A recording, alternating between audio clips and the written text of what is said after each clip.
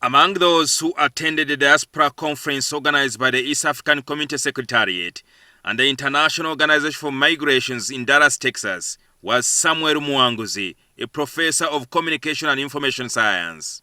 Before he went to the US, Chief Muwanguzi, as many called him, was chief news editor at Radio Uganda.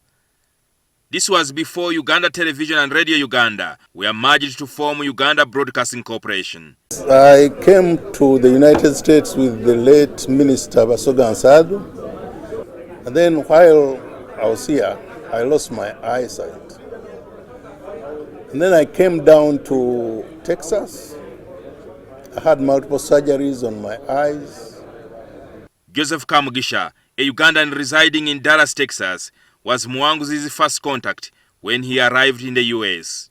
I ended up hosting him, which was a blessing to me because I got to know him in detail. He went on to a graduate school to do his master's degree.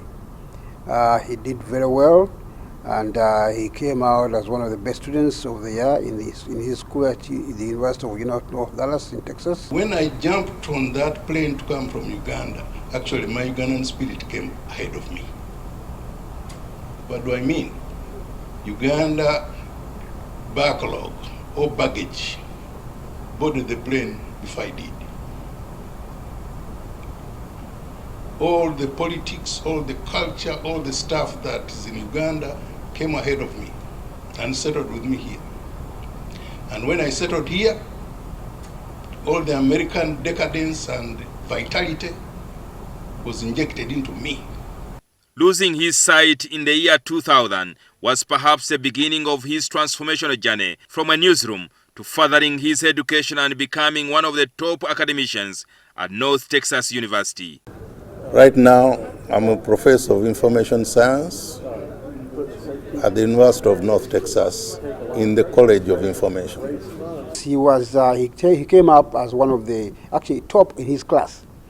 Muwanguzi mentored many young reporters when he was still practicing journalism. He is hopeful that he will continue supporting the blind community in Uganda to ensure they have access to specialized education. For example, when I was reading about the tragic story of the fire that gutted the dormitory for the blind kids in Mukono, I'm like, I wish more was done to protect these little ones. As the saying goes, mountains and valleys do not meet, but human beings do. I was one of Muwanguzi's young recruits shortly before he left for the US. Now, 23 years later, we met in the US. Before he left, I had requested for a training opportunity while still a first-year student at Makerere University. Be as more curious as you can, and as much as possible inform yourselves through education, reading, and seeking more knowledge.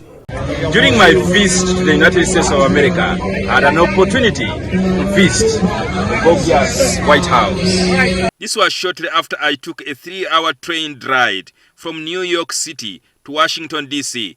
to visit relatives. Unlike in Uganda, where staging a peaceful demonstration near State House could make you do time, Americans stand at a close distance and express themselves. There's been 4 presidents of the United States in that 24 years. Have they done anything about what's going on in Sudan?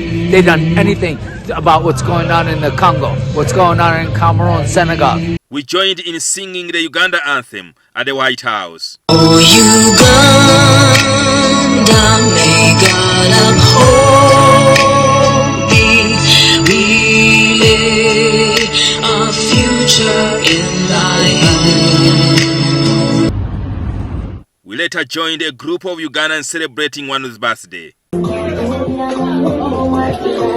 On occasions like these, Ugandans in Washington, D.C., Maryland, and Virginia gather to support each other and find solutions to challenges, and while sharing opportunities in the U.S. You have given me the opportunity to figure out who I am and bring out the best in me.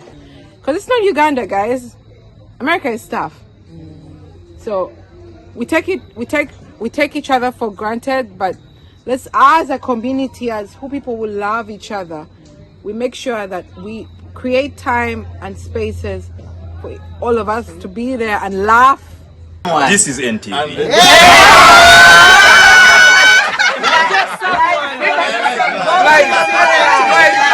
Live from Baltimore, Maryland. Jjingo Francis, NTV.